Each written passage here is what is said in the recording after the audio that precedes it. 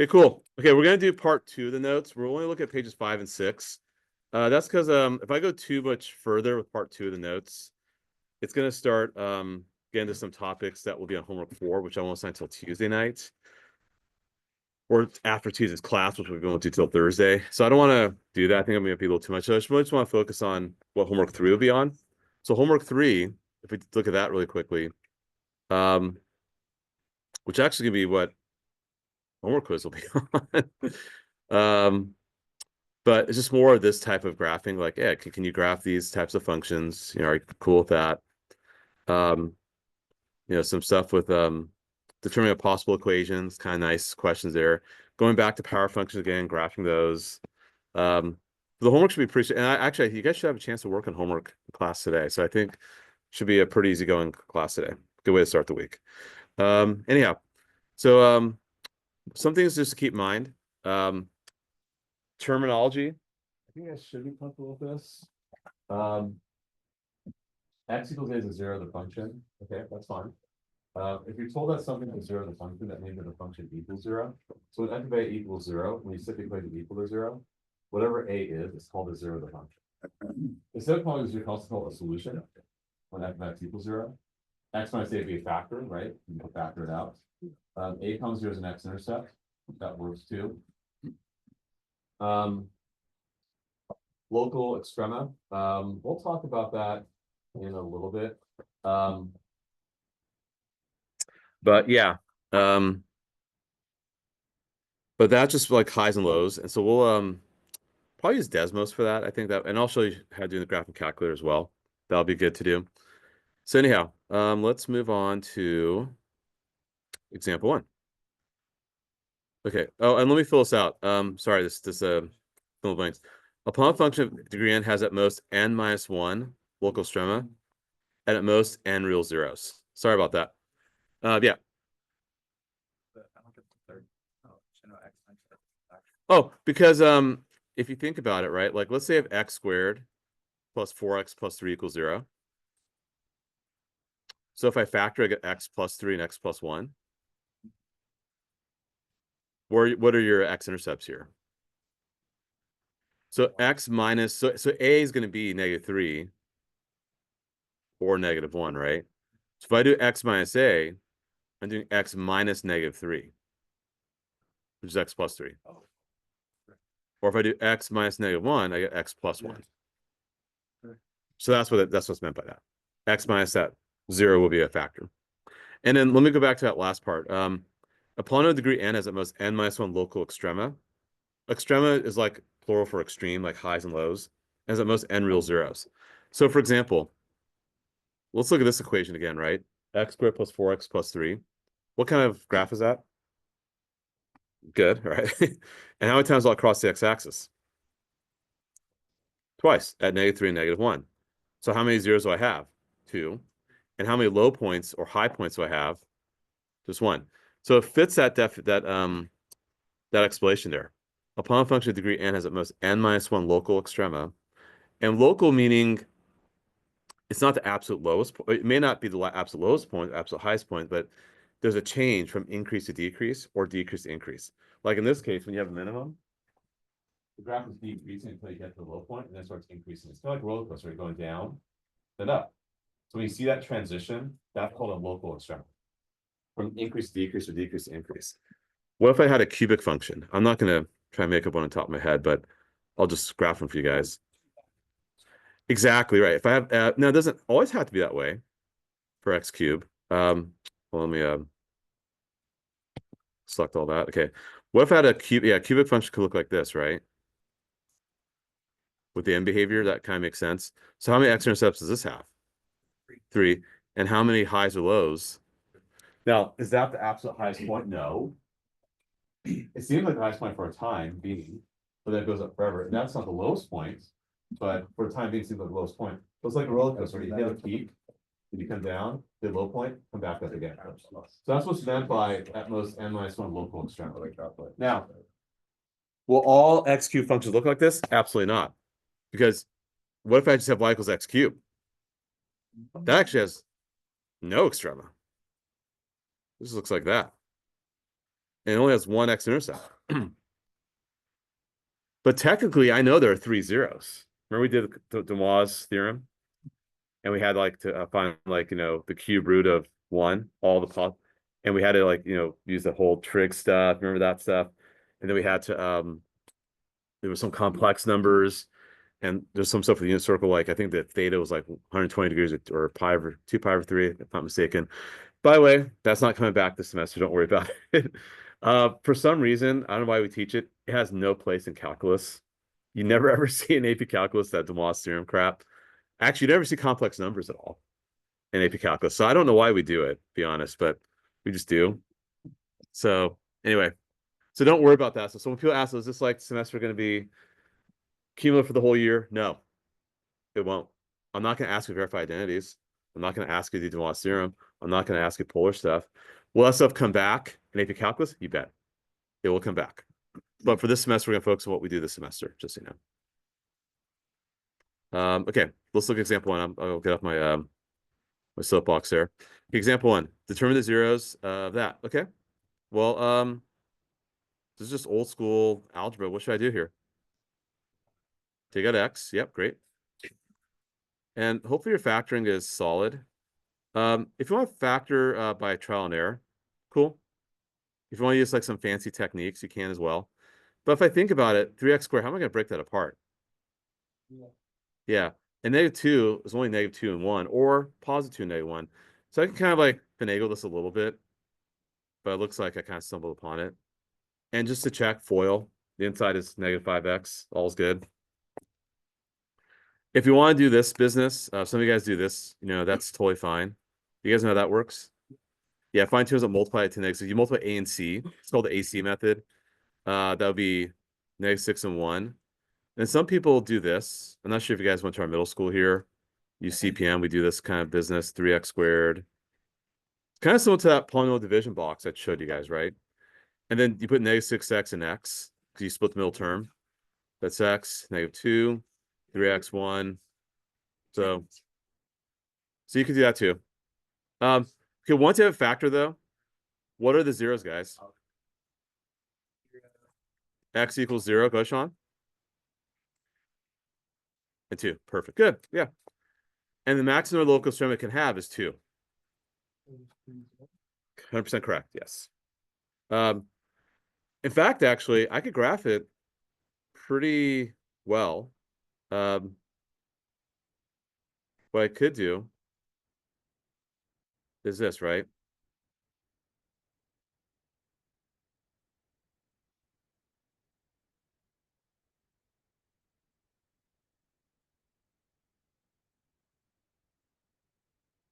So the end behavior has to be like this, right? Does that make sense? The end behavior. And is there any bouncing at all? Yeah, no bouncing, right?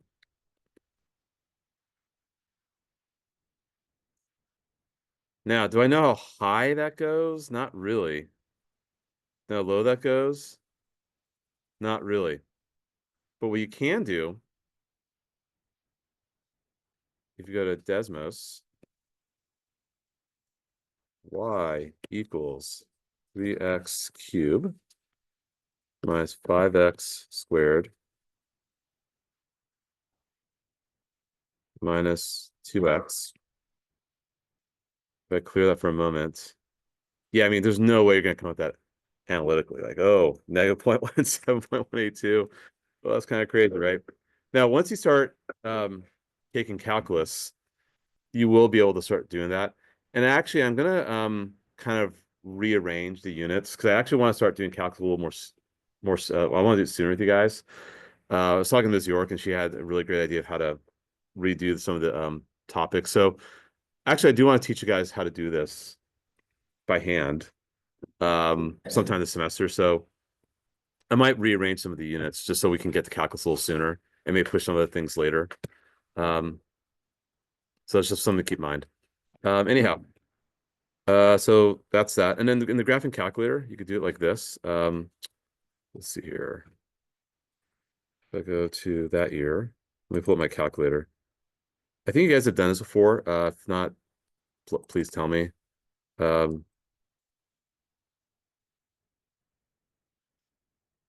see.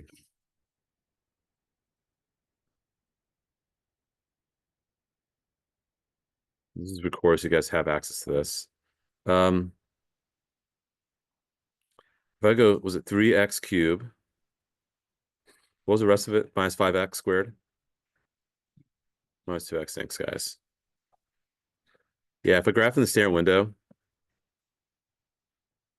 Okay, so you get that.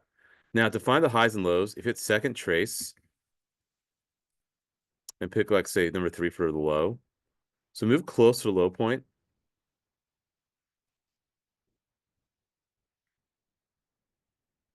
There you go. 1.28, negative 4.46. If I do it for the max. So it's going to ask you 3 questions, like the left bound, mean go to the left of the max, go to the right of the max, move the cursor to the right of the max. Notice put those 2 arrows there. The calculator knows to look for the high point, so it's going to kind of whittle its way to the middle until it reaches a crescendo for the y value. So it's trying to look for a high. When that's for guess, hit enter, and it gives it to you in less than a second. So that's how you can find those in the calculator, the highs and lows. So for now, we'll just use calculus for that. No analytical techniques. That's calculus. All right. So does that make sense how I went about that problem? All right. Okay, next up, we talked about this already, multiplicity. If a factor happens in even number of times, then it has multiplicity that's even, obviously, and it will actually touch x-axis, not cross. So this is going to be a bounce, just so you know. And this will be a cross, just so you know. So we're going to have even multiplicity of bounces. Like, for example, what if I have this here, right? What's my vertex here, guys? Yeah. And it's just going to bounce off of it, right? Is y ever going to be negative? If y equals a square quantity, there's no way I could square x minus 2 and make it negative. Just impossible. It just can't happen. So there you go. So it's a bounce. Across, what if y equals x minus 3 cubed? Okay. Yeah, the middle will go through 3 comma 0, but it goes through it. And by the way, that's a shift of what compared to x cubed? A shift of what's the shift happening compared to the parent function? 3 right, exactly. So fine, it's 3 right. It's still crossing, you know. So we're starting to kind of relate some of this transformation stuff to what we're doing right now, right? So that's just a cross, just so you know. And then when you combine all this stuff, if you want to combine all this, yeah, go, yeah.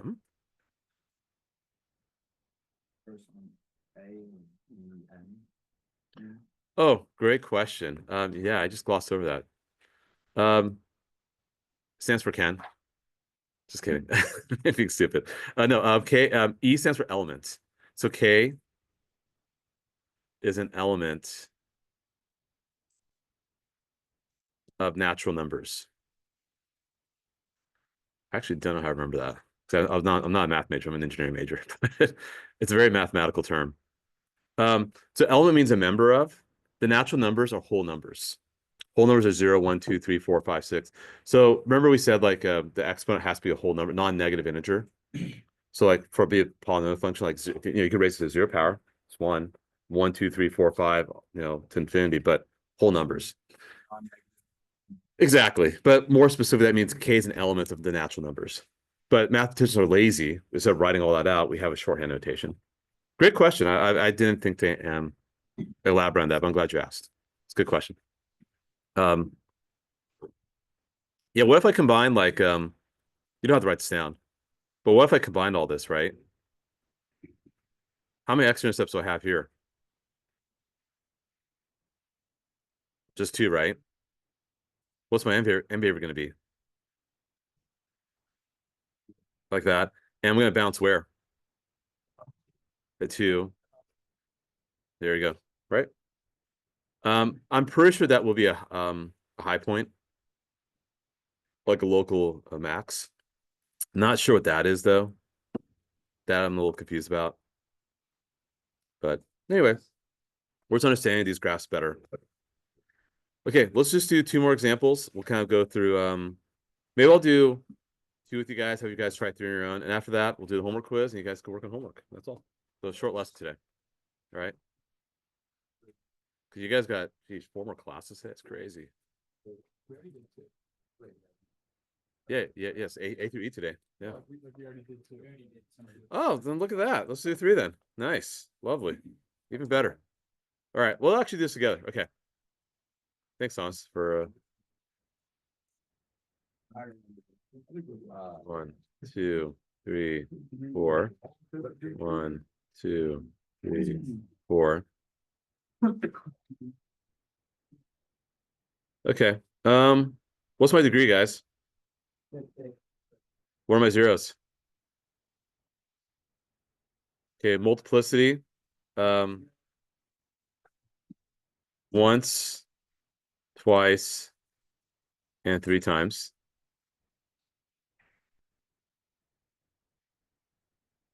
So so let me plot those zeros. Easy peasy. My end behavior is going to be its positive leading coefficient. So determine the graph's end behavior for part D. I want to write like this. Rest in the quiz today. I don't ask that, so you don't have to worry about that today, but do know how to write it. Today's quiz, I just want you to graph, that's all.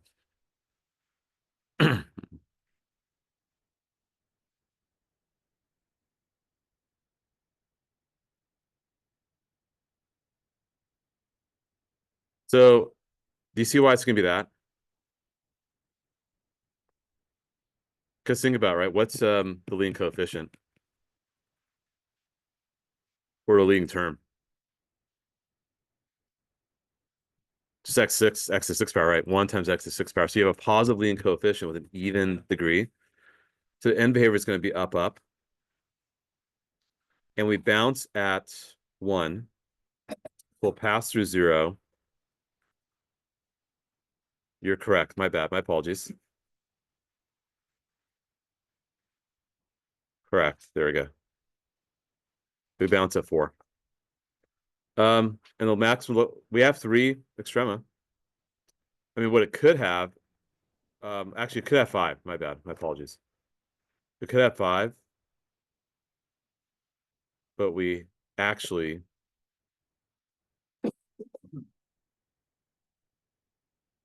have 3. But it could have 5. Exactly. Yeah, because you could have had 6 x-intercepts.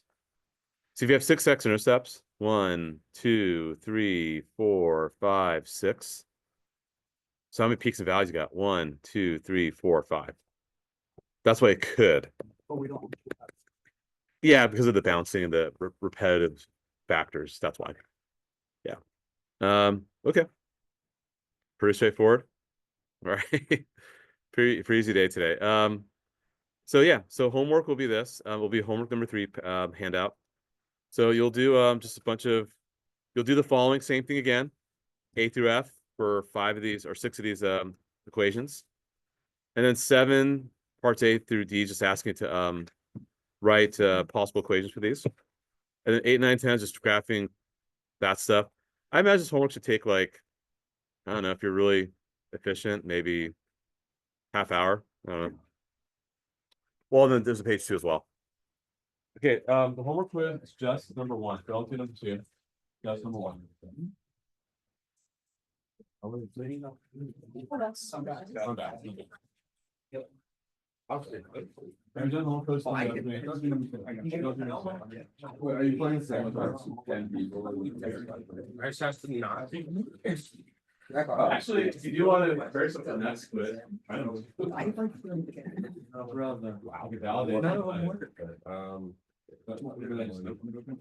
Broken. I have less searching.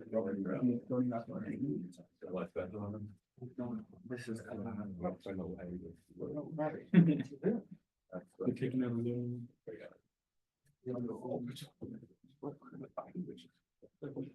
Yeah, put your notes away. We'll do the quiz. And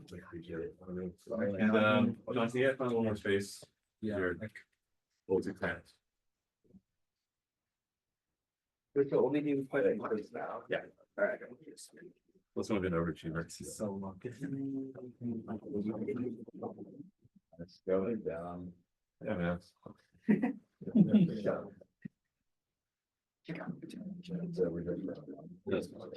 I need extra.